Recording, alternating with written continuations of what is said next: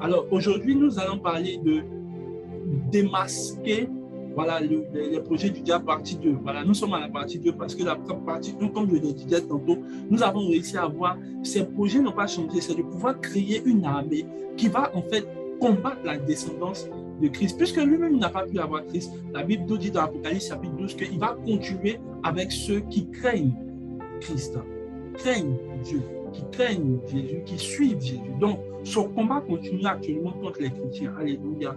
Et nous avons vu aussi qu'il avait un projet. L'autre projet, c'est de pouvoir, comme dans Matthieu chapitre 13, Jésus dit qu'il a mis sa semence, mélangé sa semence dans le bon champ, c'est-à-dire celui des hommes, où il a mis d'autres espèces qui sont les fils du diable, qui vont croître en même temps que nous. Et Jésus a dit non, on ne pourra rien faire si ce n'est à la fin du monde. Donc, c'est à la fin du monde qu'on pourra déraciner non seulement les fils du diable, mais les fils de Dieu. Et ça continue parce que son projet est encore, voilà, plus ou moins, on va dire, est toujours en exécution. Alléluia, est-ce que je parle à quelqu'un? Donc, depuis longtemps, Satan ne laisse pas l'affaire là. Il veut toujours contaminer. Et la dernière fois, nous avons vu l'importance quand Dieu dit ne vous confondez pas avec les païens. Pourquoi? Parce qu'il n'y avait pas seulement la question de. Voilà, quand Dieu te dit reste dans la sanctification, il y a des gens qui ne restent pas tranquilles. Ils disent non, c'est plus fort qu'eux, ils doivent goûter, ils doivent coucher. Les garçons, ce sont des chasseurs de femmes. Il y a les femmes qui sont des chasseuses de garçons. Frère, tu ne sais pas dans quoi tu te mets. Tu ne sais même pas dans quoi tu te mets. Parce qu'il n'y a pas seulement que nous, il y a aussi d'autres natures, espèces hybrides avec qui tu peux contracter, non seulement pas forcément des rapports sexuels, ce n'est pas que du plaisir, mais il y a également ta semence qui est prise. Alléluia. Aujourd'hui, quand on voit les phénomènes qui se passent dans le monde avec des gens qui se comportent comme des chiens, par exemple, on prend des filles pour faire des marchandages, écoutez, tous ces gens de pensée-là ne peuvent pas monter à l'homme si ces hommes-là sont des personnes qui sont... si ces hommes-là sont normaux, ils ne sont pas du tout, ils n'ont rien de gens qui ont de la normalité en eux. Rien que des espèces, je vais dire, corrompues par la semence du diable. Est-ce que je parle à quelqu'un? Est-ce que je parle à quelqu'un? Même si on empêche, à moins qu'il y ait la puissance de Dieu, qui est l'évangélisation pour les en sortir, mais je vous ai dit que même là, faites attention parce qu'on ne peut pas convertir des gens dont la Bible parle. Par exemple, on dit, dans Jude, il dit, il y a des gens qui sont parmi vous, dont la condamnation est déjà écrite, dont les néphilim de nature sont déjà condamnés. Il n'y a pas de prédication pour eux. Donc, même si vous trouvez ce genre d'hommes-là, même si vous leur prêchez des évangiles, ça ne va rien faire, ça ne va rien changer. Ils ne sont pas faits pour être évangélisés. Alléluia. Ils sont juste faits pour être exterminés le jour de la fin. Par contre, les hommes dont la semence est la corruption, par exemple, comme nous autres, aujourd'hui, on a lu le texte de base dont l'intelligence a été obscurcie par les desseins du diable. Nous, on a encore la possibilité, avec la prédication de la parole, d'être délivrés des ténèbres et passer à la lumière. Alléluia. C'est pour ça que nous continuons de prêcher. C'est parce qu'il y a des gens qui ont l'intelligence obscurcie que Satan, avec sa corruption, a réussi à les séduire, mais par la prédication de l'évangile, par l'action du Saint-Esprit, nous les gagnerons dans le nom de Jésus. Est-ce que quelqu'un peut dire Amen? Nous avons parcouru quelques textes et l'apôtre Paul est en train de nous parler de certaines choses. Par exemple, je l'avais dit, on va lire ensemble quelques textes. On va lire quelques textes où l'apôtre Paul, on avait lu, j'avais dit que j'allais en parler aujourd'hui un peu brièvement. Et voilà, par exemple, il dit dans Éphésiens 6, verset 12, car nous n'avons pas à lutter, contre la chair et le sang, contre les dominations, mais contre les dominations. Il dit, écoutez bien, il dit, notre lutte n'a même pas lieu avec la chair et le sang. Mais quand il dit, nous n'avons pas à lutter, les gens pensent que quand même on va faire quelque chose. Il dit, we wrestle not. Nous n'avons même pas à lutter. Ça veut dire qu'en fait, notre lutte même n'est même pas contre la chair et le sang. Il dit plutôt, mais contre les dominations. Écoutez bien, contre les dominations, against principalities, against power, against ruler of darkness of this world, against spiritual weakness in the high place. Regardez, il dit, contre les autorités, contre les dominations, contre les autorités, contre les esprits de ce monde des ténèbres, contre les esprits méchants dans les lieux célestes. Écoutez-moi bien. La majorité du temps, quand on parle du combat spirituel, on parle de chasser les démons. Chasser les démons n'est pas une lutte. Écoutez-moi bien. Puisque, regardez, Jésus dit, voici les signes qui accompagneront ceux qui auront cru. Donc, les signes sont ils parleront en langue, ils chasseront les démons. Donc, chasser un démon, là, il y a des gens qui pensent que c'est un ministère. Ils ont fait un ministère de délivrance. Frère, c'est faux. Ce sont les chrétiens basiques. Excusez-moi du terme, je dois le dire ici. Il y a rien dans les ministères de délivrance. J'ai dit, mais vous êtes encore dans les signes. Ça veut dire que c'est vous qui êtes les nouveaux croyants. Puisqu'on dit, voilà les signes qui accompagneront ceux qui y ont compris. Donc, en son nom, ils chasseront les démons. Ils guériront les malades. Ah, je pensais que tu allais dire Amen. Donc, chasser les démons, là, je pense que c'est un ministère. Enfin, ce n'est pas un ministère, c'est un signe. Mais il dit, voilà ceux contre lesquels nous luttons. Est-ce que je parle à quelqu'un? Mais en fait, regardez, il ne dit pas, normalement, quand il parle, il doit dire contre les autorités. Et puis, il a même virgule. Les princes de ce monde, les esprits méchants, ça allait faire plus cohérent. Mais chaque fois, il met contre. C'est comme si chaque aspect a sa manière d'être, chaque entité a sa manière d'être affrontée. Donc, par exemple, il dit, mais contre les dominations, écoutez-moi très bien, contre les autorités, contre les princes de ce monde des ténèbres et contre les esprits méchants. Où ça? Dans les lieux célestes. Mais souvenez-vous, les démons opèrent sur la terre, sur l'aspect de la terre. La dernière fois, je vous ai expliqué comment les démons sont venus. On a vu qu'après le déluge, les esprits qui étaient dans ces corps-là ont fini par sortir. Mais quand ils sortaient, ils cherchaient encore d'autres corps dans lesquels ils allaient se reproduire. Est-ce que je parle à quelqu'un? Et quand ils ont retrouvé ces corps, on va plus tard parler. Donc ces esprits errants-là sont devenus comme des démons. Et c'est ceux-là, c'est pour ça que Jésus dit qu'on les chasse, ils cherchent toujours une maison, ça va être toujours un homme. Donc écoutez bien, il y a les gens qui laissent il y a les gens quand on leur dit de vivre dans la sanctification, de pouvoir marcher dans la... Écoutez bien, si vous ne faites pas attention, les démons vont venir chez vous, ils vont dormir. Ce qui me fait mal, même Jésus dit, ils vont venir, ils disent non, allons dans notre ancienne maison. Et comment des gens qui sont dans ta maison, qui sont avec ton corps, le temps du Saint-Esprit, ils ne payent même pas le loyer. Oh, my God. Alléluia. Amen. Je pense qu'il y a des propriétaires de maisons ici. Il y a des propriétaires de maisons, mais qui ont laissé des habitants qui sont même pas. Comment des démons viennent habiter dans ton corps? Ce qui me fait mal, mais ce n'est pas grave s'ils habitent. Bon, c'est grave. Mais pourquoi ils ne payent pas le loyer? Ah, mon frère, tu dois casser le loyer à tes démons. Pour les gens qui ne sont pas nés de nouveau, qui sont au Zoom là, qui vous laissez les démons là, vous demandez-leur le loyer. Alléluia. Si vous donnez le loyer, vous serez riche. Alléluia. Mais comment des esprits comme ça peuvent dire que l'homme est leur habitation? Frère, dis avec moi, je refuse. Moi, j'administre la délivrance, je fais sortir, mais aucunement. Tu m'as déjà vu, ils ont fait sortir un démon de moi. Ça doit me faire tiquer. Comment quelqu'un qui vous délivre toute la journée? C'est pour ça que je dis qu'il y a certains ministères, je pense qu'ils sont en train de, c'est mon avis, ils sont en train de peut-être un peu trop d'erreurs. On ne peut pas. Ils délivrent tous les jours dans les corps des gens. Bon, écoute, c'est pas mauvais. Mais tous les jours, c'est comme il y a des ministères, tous les jours, on doit briser les autels. C'est-à-dire du lundi jusqu'à. C'est-à-dire, ça fait 5 ans que tu es dans l'église, on brise les autels de ta famille. Et puis, ils disent non, les autels là, c'est pas un. Mais toute ta vie, tu as brisé les autels, mais attends, à quel moment tu connais les anges? À quel moment tu connais le Saint-Esprit? Écoutez, moi je pense, c'est mon avis. Bon, si vous voulez aller là-bas. Mais moi je pense que ça peut être une erreur. Une erreur, parce qu'on ne peut pas rester toute la vie sur ça. Alléluia.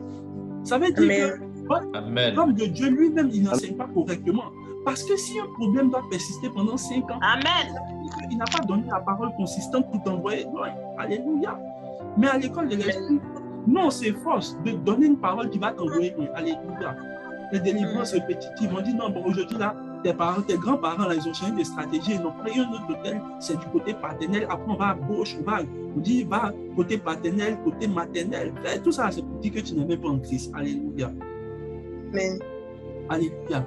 Mais il dit, les démons viennent dans l'homme. Donc, votre maison ne sera plus une habitation. Jamais. Non, jamais. Amen. Jamais.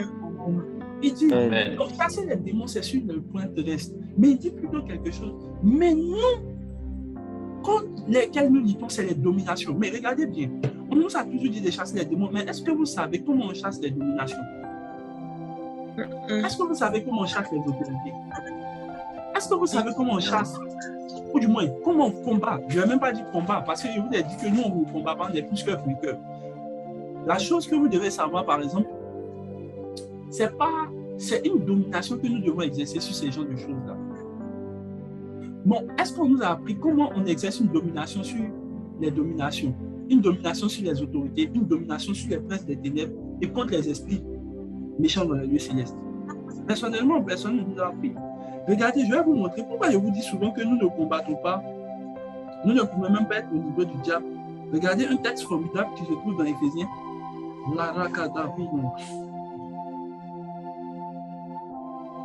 Éphésiens chapitre 2, verset 1, il dit, vous qui étiez morts par vos offenses et par vos péchés, dans lesquels vous marchez autrefois, selon le train de ce monde, selon le prince de la puissance de l'air, de l'esprit qui agit maintenant dans les fils de la rébellion. Donc, on a vu, donc l'esprit de l'air, il y a un esprit qu'on appelle l'esprit de l'air qui agit dans les fils de la rébellion. Il dit, nous tous aussi, nous étions de leur nombre. Écoutez bien, l'apôtre Paul dit, nous tous aussi, nous étions de leur nombre. Pourquoi? Parce que nous vivions selon le train de ce monde. Et nous vivons autrefois selon les convoitises de notre chair. Donc, il dit, pourquoi nous étions... est-ce qu'on peut me mettre le verset? Éphésiens chapitre 2. Lisons bien les versets. Écoutez bien ce qui... Ça va vous aider pour voir ce qui se passe dans le monde actuellement. Éphésiens 2, verset 1. Verset 1, il dit, voilà, c'est bon même ici, dans lesquels autrefois vous marchez selon le train de ce monde, selon le prince de la puissance de l'air. Regardez, il dit, un prince qui est dans la puissance de l'air, qui fait quoi? De l'esprit qui agit maintenant dans les fils de la rébellion.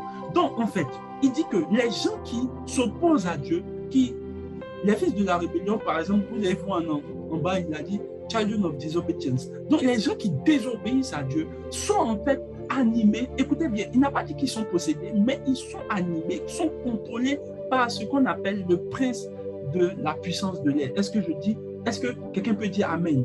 Le prince de la puissance de l'air. On a dit, nous n'avons pas lutté, mais regardez, verset qui suit maintenant, c'est ce qui m'intéresse. Verset qui suit. My God.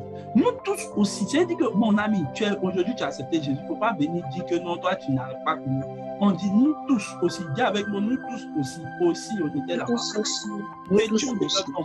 Donc même Paul qui parle, il était de leur nom. C'était bizarre, on n'a jamais fait de délivrance sur Paul, mais on ne comprend pas comment un homme peut avoir une telle aspiration.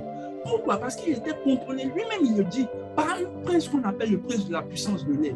Et nous vivions autrefois selon. Ça veut dire la manière dont vous voyez les gens vivre dans la convoitise de la chair prouve en fait qu'ils sont contrôlés par une puissance de l'air. Est-ce que je parle à quelqu'un? Accomplissant les volontés de la chair et de nos pensées. Regardez, il dit, nous tous et nous vivions autrefois selon les convoitises de notre chair, accomplissant les volontés de la chair et de nos pensées. Et nous étions par nature des fils, des enfants de la colère comme les autres. Mais verset qui suit, mais Dieu qui est riche en miséricorde, à cause du grand amour dont il nous a aimés. Ah là là. Merci Saint-Esprit, merci Jésus. Nous qui étions morts par nos offenses, nous a rendus à la vie. C'est par grâce que vous êtes sauvés. Il nous a ressuscités ensemble, verset qui suit.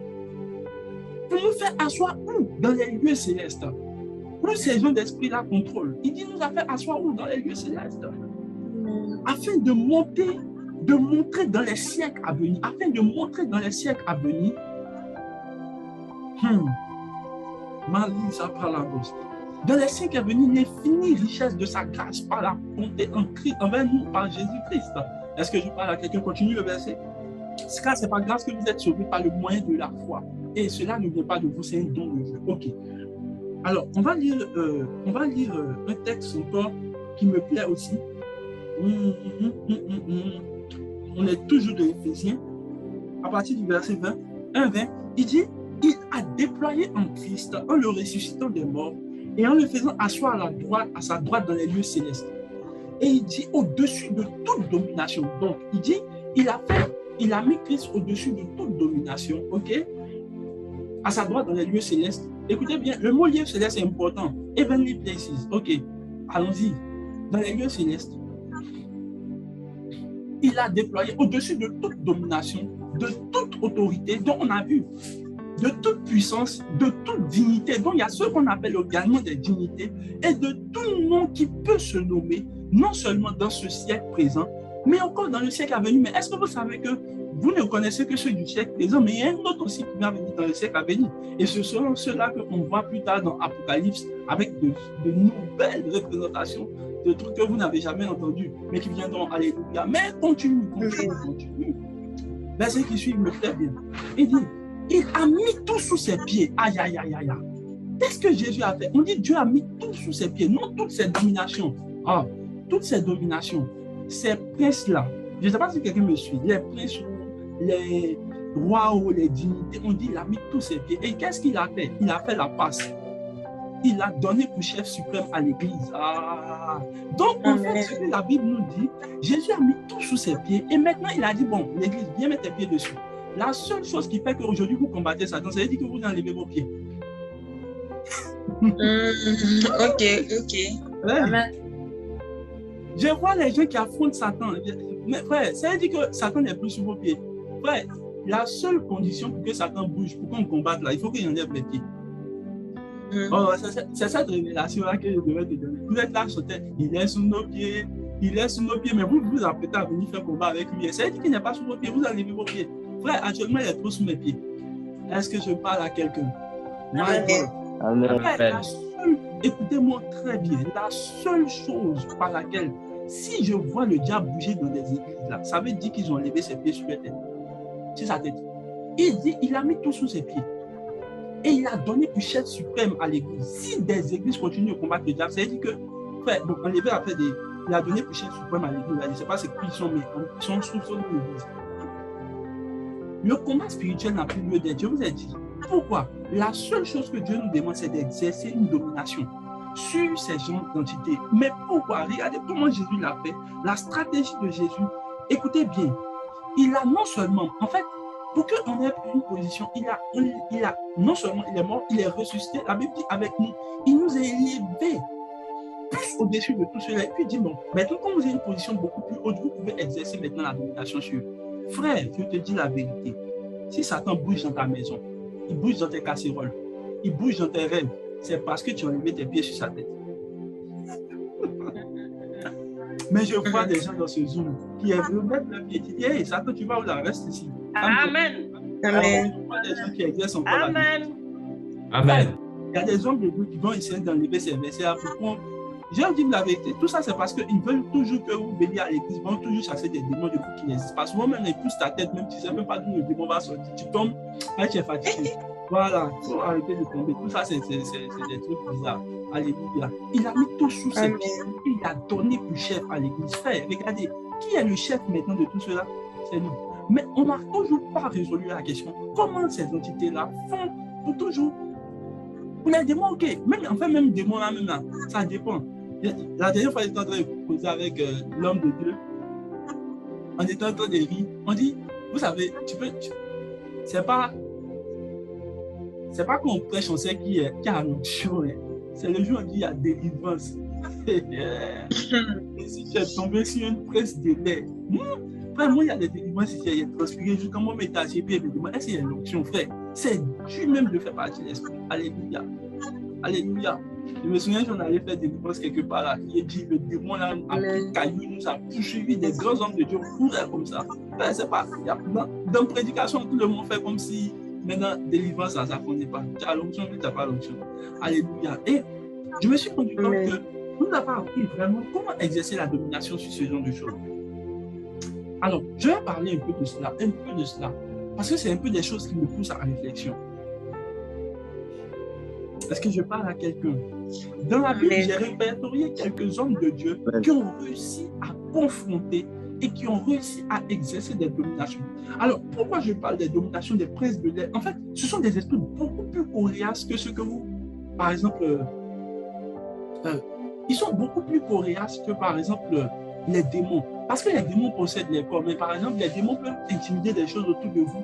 Mais ceux-là, on dit en fait, ils contrôlent le train de vie. C'est-à-dire que des esprits qui ont la capacité, en fait, non, d'exciter la convoitise de votre chair. C'est dangereux. En fait, les dominations, là, leur job, là, ce n'est même pas en fait, c'est même pas en fait, les dominations, là, c'est eux qui contrôlent. C'est pour ça que je vous ai dit qu'ils ne cherchent pas à posséder. C'est comme, il y a une fille qui m'a dit, non mais la dernière fois, la Bible dit que Satan entrait en Judas. Ah bon, non mais Satan n'est pas entré en Judas après. Il n'est pas vraiment entré dans Judas. Il a contrôlé la paix. Écoutez bien, il a réussi à conquérir le cœur de Judas. C'est comme quand Jésus dit à Pierre, arrière de moi, Satan, est-ce qu'il était possédé? Pas du tout. Il a réussi à contrôler, écoutez, les dominations, les principes. En fait, c'est eux qui dominent les nations. C'est-à-dire quoi? Ils dominent le train de vie des nations. Quand vous allez, par exemple, prendre un dénominateur, vous allez remarquer que chaque pays a son dénominateur commun. par exemple, quand vous allez prendre le Bénin, vous allez voir que ce qui prédomine là, c'est le vaudou. Et les gens même qui sont dans ce pays-là, c'est le train de vie même qui est là en fait. Pourquoi? Parce qu'il y a une domination qui gère ça. Est-ce que je parle à quelqu'un? Est-ce que je parle à quelqu'un? On va lire quelques tests. Donc, en fait, eux, ils sont beaucoup plus dangereux même que vos petits témoins là. Des gens qui peuvent contrôler la manière dont les gens pensent. C'est pour ça que vous allez remarquer que non, ce que Satan veut, en fait, non, il vous dit la vérité. Pour chasser les démons là, c'est un signe. Non, lui, il a plutôt de problème avec ça. Mais c'est pour ça que vous allez remarquer que vous n'avez jamais trop entendu des gens qui disent on va lutter contre, enfin, pas lutter, on va exercer la domination sur les dominations des princes. La plupart du temps, c'est des démons. Parce que c'est facile, puisque ce sont des signes. Mais ceux-là, ils sont les. Écoutez bien, dans ma marche chrétienne, je me suis rendu compte que c'est les entités spirituelles les plus dures à gérer. Mais par la grâce de Dieu et l'assistance du Saint-Esprit, Jésus les a vécu. J'ai vu aussi d'autres modèles bibliques qui ont réussi. Et les modèles bibliques vont nous aider un peu à pouvoir comprendre en fait comment y arriver. Est-ce que je parle à quelqu'un? Enfin, on est en train d'aller loin. Hein? On est en train d'aller loin. C'est-à-dire qu'il y a des.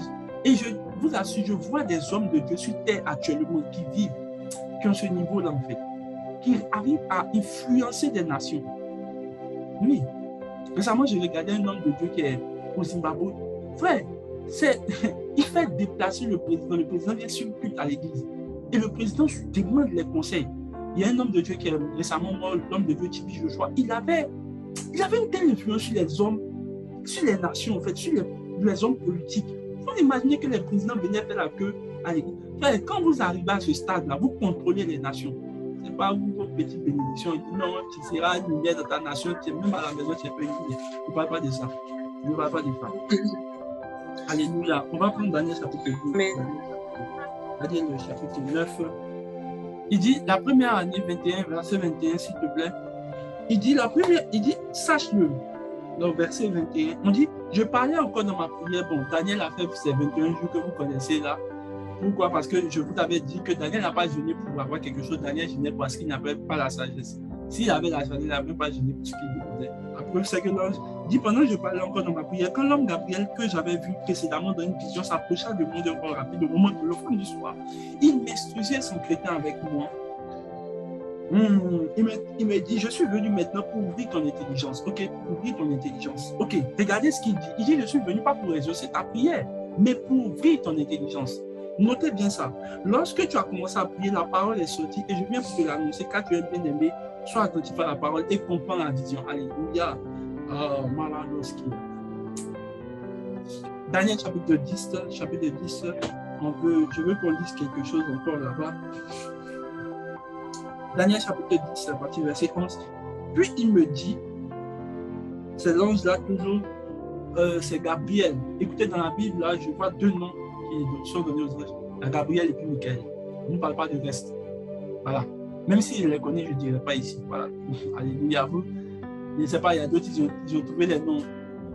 Ange Judith, Ange Pierre, bon frère, ça là, je ne sais pas où tu allais tirer, mais dans la Bible, il dit, homme bien-aimé, sois attentif aux paroles que je vais te dire et tiens-toi debout à la place où tu es, car je suis béni, j'ai été envoyé vers toi.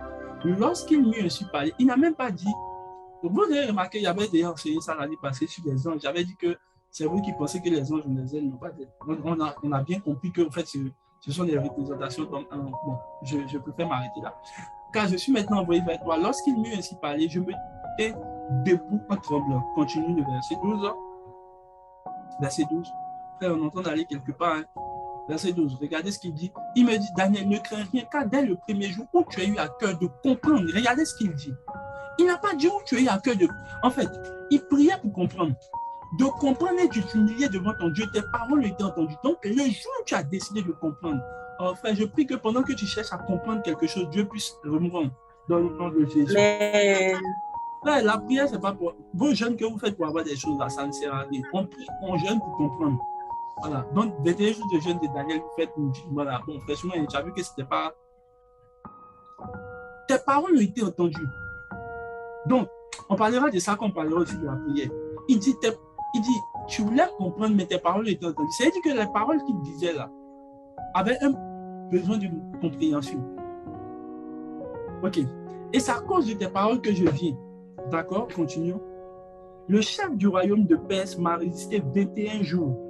Mais voici Michaël, l'un des principaux chefs, est venu à mon secours et je suis resté demeuré là auprès des rois de Perse. Écoutez, c'est un ange qui parle de cette manière. Il dit, le chef du royaume de Perse m'a résisté 21 jours. Écoutez, c'est lui qui parle ici, c'est Gabriel. Gabriel dit, moi je suis venu annoncer mon message. Écoutez bien, il y a des gens qui pensent que Gabriel combat. Il ne combat pas, c'est le ministre de la communication. Lui, il vient que délivrer les bonnes nouvelles. Il ne sait pas faire de combat, tout ce que vous faites là. Lui, tout ce qu'il sait faire, c'est annoncer les choses. Point final. Alléluia. Donc, il n'a même pas en fait le calibre de combattant. Il dit, il m'a résisté pendant 21 jours. On dit résister. Hey! Ouais, c'est dur, hein? Un ange de Dieu à qui on résiste. Il y a des gens qui disent non, on ne peut rien faire. Frère, il y a des anges auxquels, si Gabriel, on peut nous résister. C'est-à-dire que, frère, attention, je pense que c'est dur. Il dit, l'un des principaux chefs est venu à mon secours. Et je suis demeuré là. Il dit, Michaël, l'un des principaux chefs est venu à mon secours et je suis demeuré là auprès des rois de Perse. Donc, ce n'est pas que les rois de Perse pouvaient exercer quelque chose sur lui, mais en fait, c'est comme s'il faisait un blocus à son message. Vous savez pourquoi? Je vous explique. Lorsque Gabriel veut passer dans le territoire de, comment on appelle ça, cette nation de Babylone, là, il résiste. En fait, il y a une résistance qui est faite au niveau de Perse. Pourquoi? Parce qu'il est dans un territoire qui ne... Écoutez bien, Babylone, écoutez, ils sont dans un territoire babylonien, donc Perse, mais tout cela, ce sont d'autres dominations, et d'autres dominations qui ne sont pas chrétiennes. C'est pour ça que Dieu dit, je serai Dieu au milieu d'Israël. Pourquoi? Parce que lorsque Dieu est dans un lieu là, il contrôle le lieu. Est-ce que je parle à quelqu'un? Donc, si des anges comme ça doivent faire des transactions, ils n'ont pas de souci. Pourquoi? Parce qu'ils trouveront... Oh, je pensais que je parlais à quelqu'un. Ils trouveront des gens qui sont de leur truc. Mais ils arrivent d'un territoire hostile. Alléluia. Écoutez bien. Même un ange de Dieu, s'il arrive d'un pays étranger, là, il doit avoir la permission des princes de cette région-là pour pouvoir opérer. Ouais, les trucs du ciel vers la terre, c'est compliqué souvent. C'est pas compliqué, mais en fait, c'est rempli de mystères. Il dit, l'un de vos principaux chefs est venu à mon secours et je suis demeuré là. Donc, il dit, pendant 21 jours, je suis assis là. Il ne peut rien faire. J'attends l'un de vos principaux chefs pour qu'il vienne maintenant désactiver ce que je veux faire maintenant pour passer. Maintenant, regardez le verset qui suit. Là, on parle des princes, mais attendez, excusez-moi. Mais est-ce que vous savez que Daniel, lui, ne sait rien de tout ça? Hein? Il ne sait rien. Il prie seulement, il prie. Frère, c'est pour ça qu'un jour, il a dit aux hommes ici, la majorité du temps, mes problèmes là, je ne les règle pas sur terre, je vais dans les lieux célestes pour les traiter. Il y a des gens qui prient et s'attendent à Dieu. Il y a des gens qui vont vers Dieu pour trouver le problème et revenir. Alors, je pensais que je parlais à quelqu'un. Il y a un niveau. Amen. Je vais dire des choses qui vont choquer. Il y a des gens, non, Seigneur, je m'attends à toi. Frère, il y a d'autres qui. C'est pour ça que Jésus nous envoie dans les lieux célestes. Pourquoi? Parce que nous, maintenant, là, on a la capacité maintenant de pouvoir aller dans les lieux célestes, voir ce qui se passe. Et puis maintenant, dealer avec ces choses-là. Oh, je m'attends à toi, là. Ça, c'est pour les chrétiens on dit ça encore, les chrétiens flegmatiques. Pour les chrétiens spirituels, là, la Bible dit, Jésus dit, je fais ce que je vois mon Père faire. Mais où? Dans les lieux, pourquoi? Il a dit, oh, je pense que je parle à quelqu'un ce soir. Il y a des gens qui vont mettre aller au ciel pour voir ce qui se passe et puis revenir pour prendre des choses sur la terre. Regardez des gens comme Moïse. Quand Moïse veut dessiner quelque chose, Dieu l'envoie au ciel. Il dit, regarde ce que tu vois et puis viens faire le modèle sur la terre. Il y a des choses. Frère, je suis fatigué de ce christianisme où on s'attend seulement. Je suis aussi un homme qui doit aussi monter au ciel, qui doit voir les choses et puis revenir sur la terre. Il ne sait pas. Amen. L'un des principaux chefs est venu à mon secours et je suis demeuré là auprès des rois de Perse. Ok, continue le verset. Je viens maintenant pour te faire connaître ce qui doit arriver à ton peuple dans la suite des temps, car la vision concerne encore ces temps-là. Tandis qu'il m'adressait ces paroles, je dirigeais mes regards vers la terre. Non, ils ne sont, regardez, ils ne sont même pas sur la terre. Et je gardais le silence. Frère, il est temps que maintenant, là, pour que Dieu te montre certaines choses sur ta famille, là, tu passes un peu au ciel. Amen. Oh. Bon, frère, je ferme la parenthèse. Mais pourquoi? Il dit, je dirigeais mes regards sur la terre et je gardais le silence. Continuons. Tandis lorsqu'il m'adressait ces paroles, il dit, je regardais, il dit, et quelqu'un qui avait l'apparence des fils de l'homme toucha mes lèvres, j'ouvris la bouche et dit, Seigneur, il dit, mon Seigneur, la vision m'a rempli, des fois j'ai perdu toute ma vigueur. Ça, ce sont les bons songes là. Les songes où Dieu te montre les choses et puis quand tu finis là, tu sens que tu as perdu tes forces. Ça, c'est les démons quand tu finis de courir, tu as perdu tes forces, que Dieu nous délivre de ce genre de choses. Il dit, comment le serviteur de mon Seigneur pourrait-il parler à mon Seigneur? Maintenant, les forces me manquent et je n'ai plus de souffle. Alors, celui qui avait l'apparence me fortifia. Il dit, ne crains pas. Courage, courage. Et il me parlait encore, je repris des forces et je dis, que mon Seigneur parle, car tu m'as fortifié. My God. Alors, je prie que pendant que tu sois dans le monde spirituel, des paroles des anges ou bien les paroles du monde spirituel te fortifient. Amen. Il y a des paroles que Dieu lui te donne, te fortifie. Écoutez, Dieu ne fortifie pas, c'est ses paroles qui fortifient.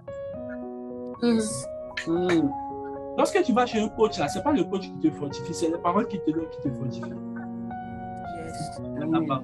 Donc, ce qui peut fortifier un homme, c'est le soir. Même dans le monde spirituel, c'est vérifié. Donc, vos coachs motivateurs angéliques que vous cherchez là, ils n'ont que des paroles. Il me dit, verset qui suit, verset 20. Qui aime cette parole-là? Il dit, verset 20. On est dans le il dit, sais-tu pourquoi je suis venu vers toi? Maintenant, je m'en retourne pour combattre le chef de Perse. Quand je repartirai, voici. Le chef de Javon viendra. Aïe. Donc, quand je m'en vais, il dit, tu sais pourquoi je suis venu? Et il dit, je veux te faire connaître ce qui est écrit dans le livre de la vérité. Personne ne m'aide. Verset qui suit. Donc, il est en train de parler de quelque chose. Regardez, ils sont dans la discussion très hautement spirituelle. Il dit, personne ne m'aide contre cela, excepté Michael, votre chef. Donc, qui est le chef d'Israël? C'est Michael. Et là, qui pense que Michael, c'est leur ange. Il faut faire attention à ce que je parle à quelqu'un. Michael est le chef de qui? Du peuple d'Israël. Donc, ne déplacez pas les anges où ils ne sont pas. Est-ce que tu sais que si tu appelles Michael pour toi des problèmes là, il ne va pas venir parce qu'il n'est pas votre chef. Actuellement, là, il y a une grande bataille où je pense que Michael est en train de résoudre. Ce n'est pas vos histoires façon, les petits problèmes de mariage. Quand Michael vient résoudre, vient combattre les ennemis. Pour toi, tes petits sorciers là, que toi-même tu peux gérer, tu appelles Michael. Michael est le chef d'Israël. Il dit, Michael, il dit personne, écoute bien, écoute. L'ange dit personne ne m'aide, personne. Ça veut dire que l'ange là, il dit qu'il y a d'autres anges, mais il n'y a personne excepté. Ça veut dire lui seul. Donc il y a des combats par exemple qui régissent la France là. Personne ne va aider excepté l'ange qui est. Ça veut dire quoi? Il y a des nouvelles qui doivent être libérées dans le peuple là, mais personne ne peut aider puisque ce n'est que des. Oh, je vois ange Muriel. L'ange d'Israël là s'appelle Michael.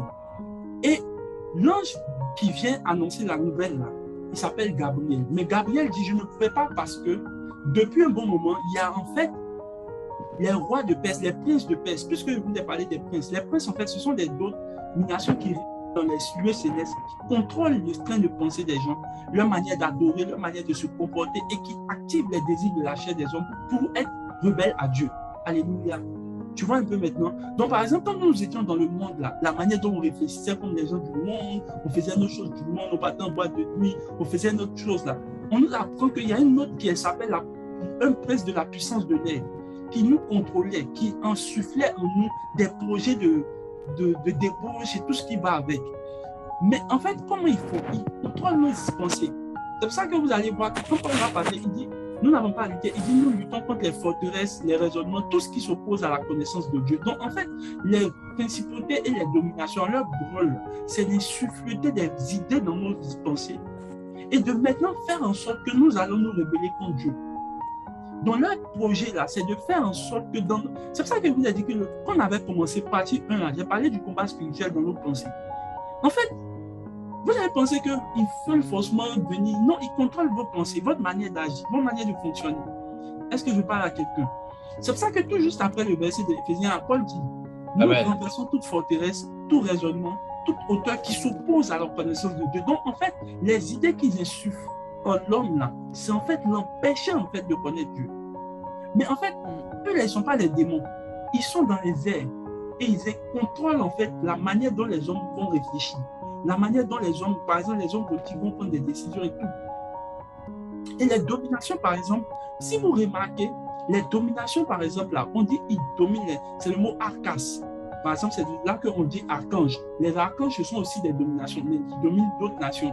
Est-ce que je parle à quelqu'un? Quand on dit archange, c'est le mot arcas. Arcas. Donc, archange, c'est un qui domine telle nation. Le diable aussi a dans son royaume aussi des arcas, mais qui sont en fait appelés des dominations. Les dominations, si vous remarquez bien, la plupart du temps, quand ils viennent sur la terre, ils opèrent d'une seule sphère.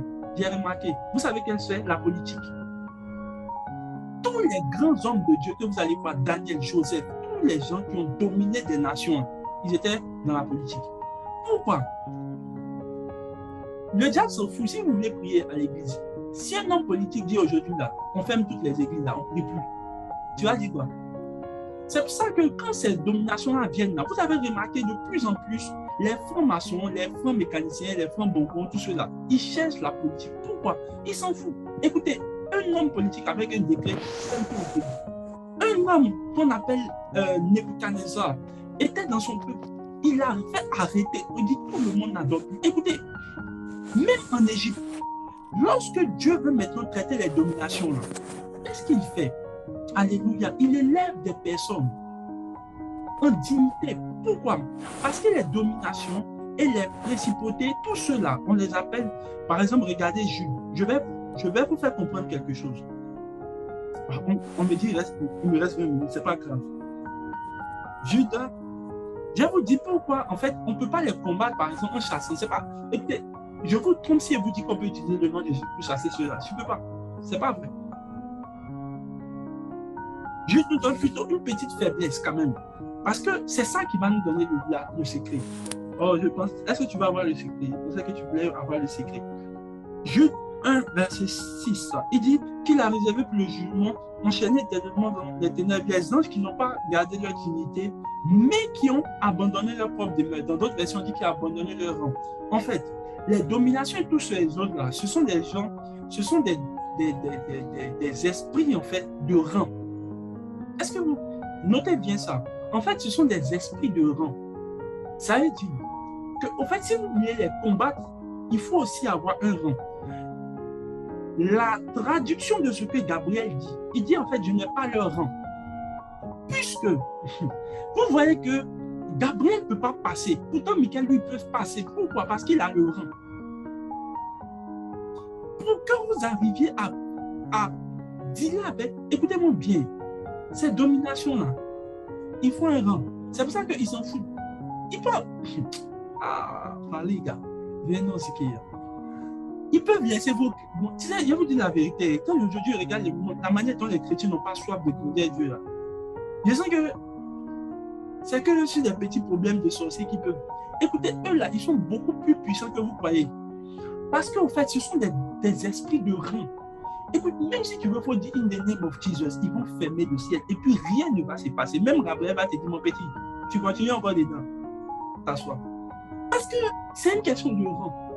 Autrement dit, pour les combattre, ou bien pour les affronter, ou bien pour exercer votre domination sur eux, il faut que vous ayez un rang.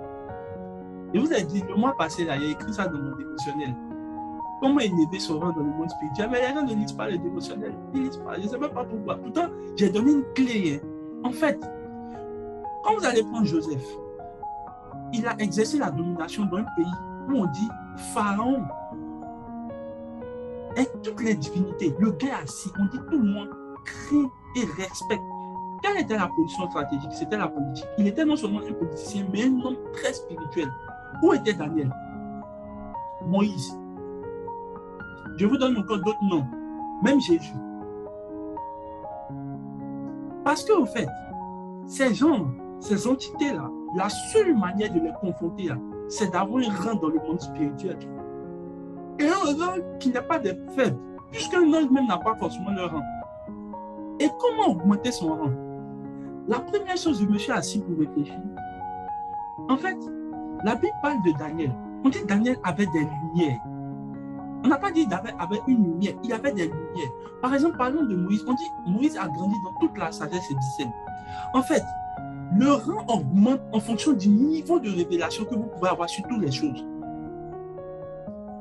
Oh, je pensais que tu allais dire amen.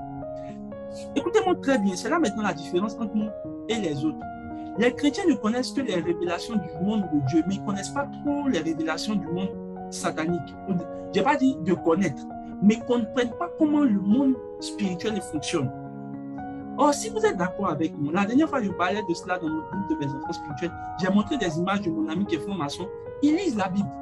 Ils connaissent bien la Bible en fait. Ils ont cartographié la Bible dans leur tête. Ils ont une connaissance sur tout, la politique, tout. Pendant que toi, chrétien, tu es assis là, tu ne connais rien. Rien. Le problème en fait là, Dieu dit, la sagesse du pauvre est méprisée. Pourquoi? Parce que le pauvre là, il n'a pas un rang dans le monde spirituel, mais il a une sagesse néanmoins. Pour que sa sagesse soit entendue là, Dieu dit, il faut qu'il ait de la puissance, il faut qu'il ait de rang. Et le rang n'augmente pas forcément en fonction. Frère, je vous dis la vérité, ce n'est pas du mensonge. Dans le monde, là, moi, je connais des... Il y a par exemple un homme comme l'homme de Dieu, Bishop Oyedepo. Écoute, lui là, c'est plus beau démon. Il dit quand lui, il est là, il dit en tout cas, pourquoi il n'y a pas de service de délivrance quand il est là, dans son équipe. Il dit quand lui, il est là, sur 10 km, là, les démons se promènent. Parce qu'il ne peut pas être là. Et puis, sur 10 km, il met les démons en... Écoutez, ce gars-là, il a de l'influence sur des nations. On dit 40% des banques au Nigeria lui doivent. Frère, ce sont des gens qui ont une voix dans le monde politique. Il y a par exemple, il y a eu l'attentat des terroristes. Il dit, si jamais on touche encore la partie où il est, Kaduna, il dit, meurt. Puis, jusqu'à 2014, ils n'ont pas encore touché. Pourquoi? Écoutez, ils ont un rang. Mais allez regarder leur background spirituel. Frère, là, par exemple, il y a un homme qui est aux États-Unis que j'admire beaucoup. L'homme de Dieu, T.D. Jakes. Lui, il s'assoit au Sénat. C'était au Sénat, il influence les hommes de politique. Comme un homme de Dieu, lui, on l'appelle pour demander la sagesse pour diriger un pays. Frère, il y a un homme de Dieu que moi, je suis en Côte d'Ivoire, que j'aime beaucoup personnellement. Je pense qu'il est en train de passer à ce niveau-là. L'homme de Dieu, le pasteur Mohamed. Non, franchement, c'est un homme extraordinaire. Pourquoi? Il influence toutes les... Écoutez, frère, c'est pas... Même moi-même, actuellement, je vous dis la vérité. Je ne réponds pas, je cherche. C'est pour ça que je soupire derrière le Saint-Esprit. Je dis, Saint-Esprit, s'il te plaît, s'il te plaît, s'il te plaît, frère. Frère, c'est pas avec un niveau de... Non, vous n'avez aucune... Je me rends compte que les chrétiens ne savent rien. Par exemple, vous savez pourquoi Daniel a été enseigné dans toute la sagesse. Daniel savait, écoutez, on dit que Daniel était devenu le maître de tous les astrologues. Écoutez-moi bien. Vous voyez les gens qui sont quittés, je vais vous donner une révélation. Vous voyez les gens qui sont quittés, les rois mages. Les rois mages viennent de quoi? Babylone. Pour ceux qui ne savent pas, ils viennent de la Chaldée. Ils sont quittés en Chaldée pour venir. Ils disent qu'on a entendu qu'il y a un roi qui va naître ici. Et on a suivi ces traces. Vous savez qui leur a dit ça? Au départ, moi, j'ai cru qu'en fait, les gars, là, ils suivaient. Non, ils ne suivaient pas. En fait, vous vous souvenez qu'il y a une époque où Daniel était devenu le principal chef de tous les satrapes. Et c'est Daniel qui lui a enseigné. Oh my God! C'est lui qui a glissé cette doctrine. Il lui a dit, écoutez, à une certaine époque, il y a un roi qui va naître. Et il va naître à Bethléem. C'est Daniel qui lui a dit ça. Vous croyez qu'ils sont trop intelligents? Si vous partez lire là, ils vont dire, il nous a été dit. Par qui? Frère, il est temps qu'il y ait des hommes de Dieu qui influencent des... Frère, on va influencer les nations, on va mettre des versets bibliques là, mais on lit les lois là. Frère, il y a des gens qui ont influencé le droit. Allez lire les textes de droit. Vous allez voir qu'il y a beaucoup, par exemple, aux États-Unis, les textes de droit ont été influencés par les chrétiens. Oui. Frère, pour traiter cette domination-là, il faut que tu aies une rang dans le monde spirituel. Il faut que tu aies des lumières. C'est pour ça que, écoutez, regardez, un gars comme Moïse. Moïse, il y a beaucoup de choses qui ne choquent pas Moïse. Par exemple, Dieu ouvre la mer, ça ne lui dit rien. Même quand il est parti faire le truc des miracles, là, la lancée du serpent, les gars disent, oh, mais ça, c'est rien. On peut faire ça. Mais est-ce que toi, aujourd'hui, tu sais transformer bon en serpent? Quand on va faire ceci, ils vont dire, waouh, homme de Dieu magicien. Tu ne sais même pas comment on bloque la poule. Pourtant, les sorciers de ton village, tu entends les prier contre eux comme ça, Seigneur, pardon, pour pas ils vont venir frustrer mon évangélisation. Ça prouve que tu es faible. Mais pourquoi? Parce que votre rang n'est pas élevé. Le rang des chrétiens s'est élevé au rang des TikTok. Oh, je pensais que tu allais examiner. C'est élevé au rang d'aller mettre les photos et puis danser. Et puis maintenant, vous dites non, tu ne peux rien faire contre cela parce qu'ils contrôlent encore ton état d'esprit. Oui. Frère, il est temps qu'on arrête les amusements. Quand vous voyez des gens comme moi, je suis en train de chercher à avoir une connaissance. Souvent, il y a des gens qui me demandent, mais comment tu sais toutes ces choses-là? À ton âge, frère, écoute, d'ici moi, j'aurai quelques temps d'années, là, frère, je suis en train de parler dans les trucs des dominations, en train d'influencer des présidents, en train d'influencer des nations. Écoutez, je vous dis la vérité, c'est frustrant qu'un païen dirige un pays pour demander, juste même pour avoir une salle pour faire une évangélisation. Regarde comment on prie. Seigneur, touche le cœur des autorités. Oh Seigneur, pitié, pitié. Je vous dis qu'on ne prierait même pas si un président était chrétien. Tu pensais qu'on allait prier? Soyez francs. Pourquoi vous priez? Vous ne voulez pas aller faire la politique, mais vous voulez qu'on prie pour les gens qui sont là. Les gens disent non, la politique est satanique. C'est satanique, d'accord, il n'y a pas de problème. Mais pourquoi à l'église, on n'a pas prié pour les autorités? Les chrétiens sont écœurants, en fait. Très incohérents. Moi, je dis, si quelqu'un veut faire la politique, viens, on va te donner l'esprit de Daniel là. Je vois souvent des hommes de Dieu qui sont en train de vous flatter. Oh, je prie que l'esprit de Daniel vienne sur vous. Des gens, des chrétiens, excusez-moi du terme, je vais dire la vérité, des chrétiens aussi stupides comme ça, des gens qui dansent partout, c'est celui-là. L'esprit de Daniel est en train de chercher à réfléchir comment il va influencer le pays, comment faire pour débloquer l'économie, par exemple, d'Égypte. Pourquoi les chrétiens ne réfléchissent pas, c'est l'esprit de Daniel qui est venu.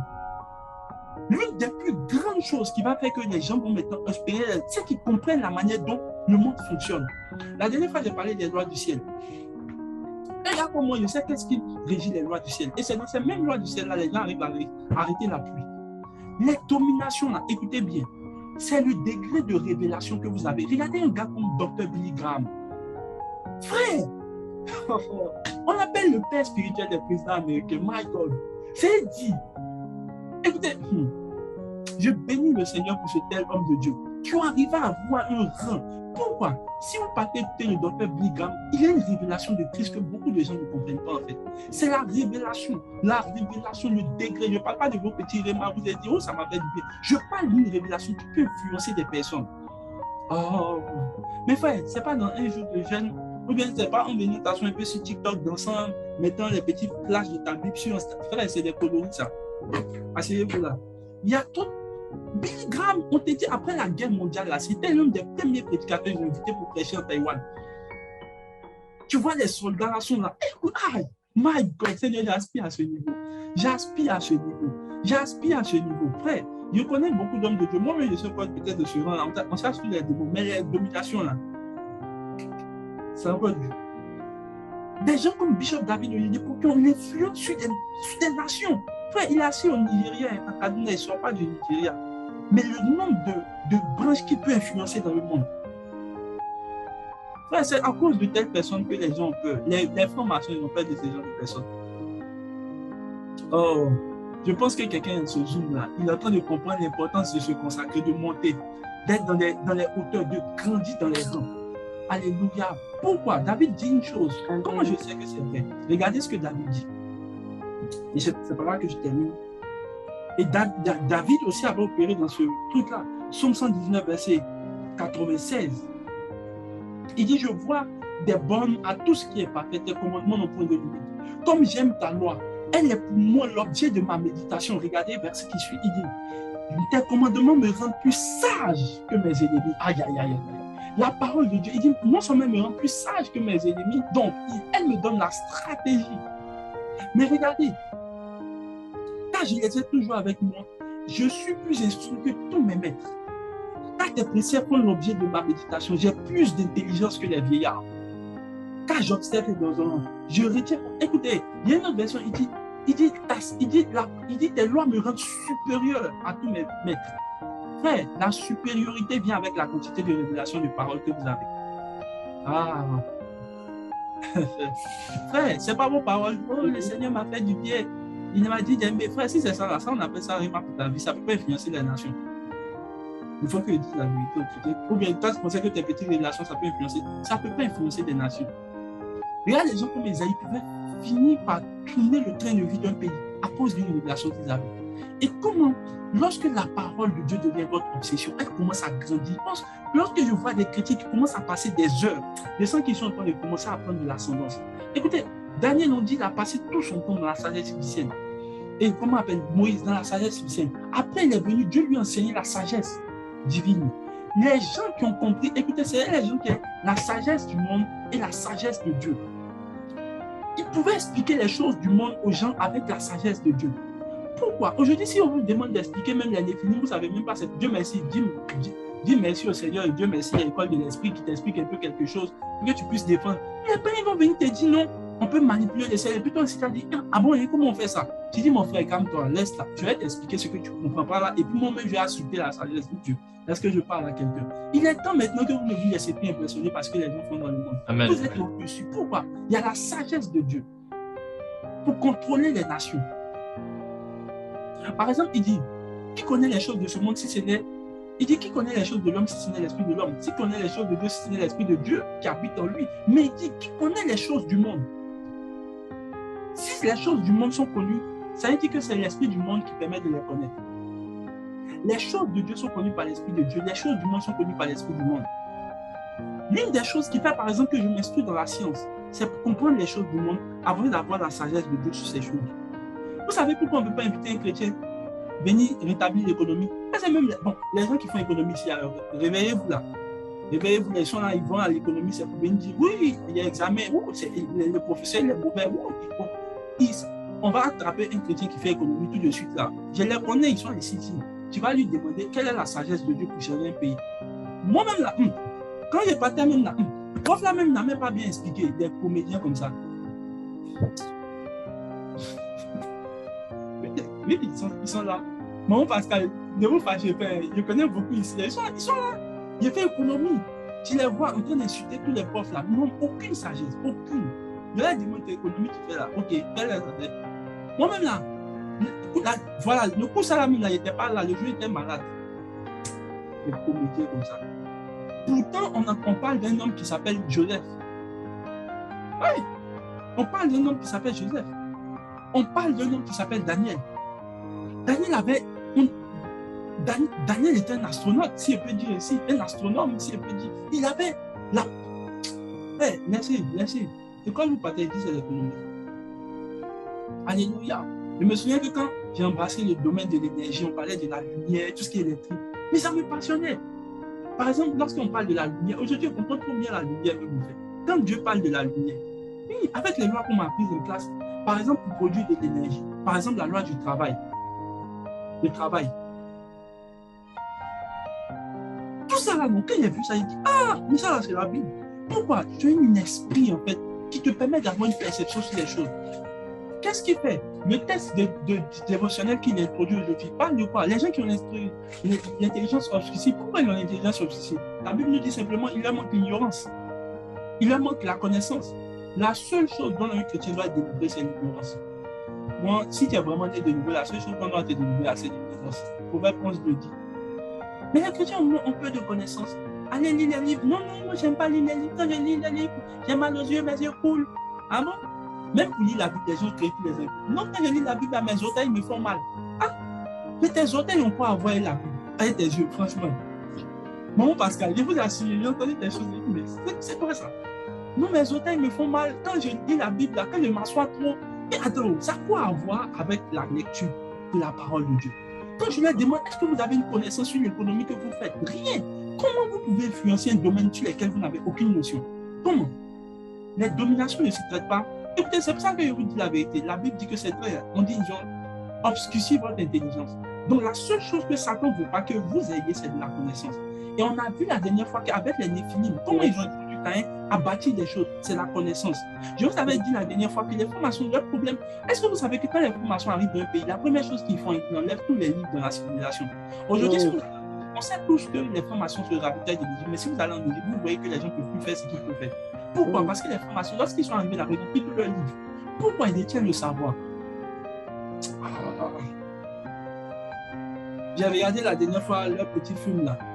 C'est un petit film même. Je dis c'est un petit film, c'est des coloris même. Les aventures de Sabrina.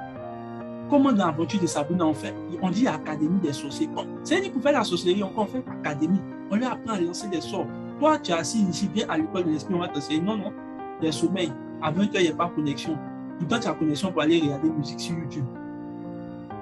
Et puis, des chants bêtes comme ça.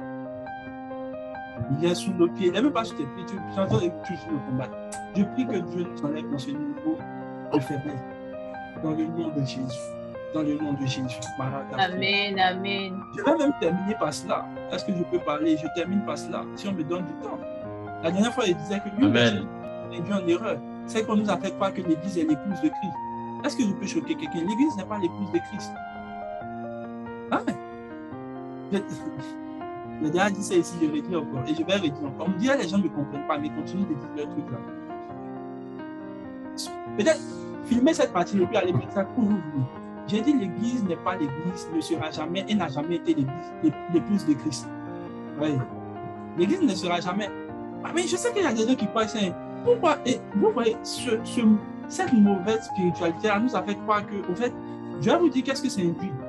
Pourquoi je dis que l'Église n'est pas l'épouse de Christ? Allons prendre Apocalypse 21, verset 9. Apocalypse 21, verset 9.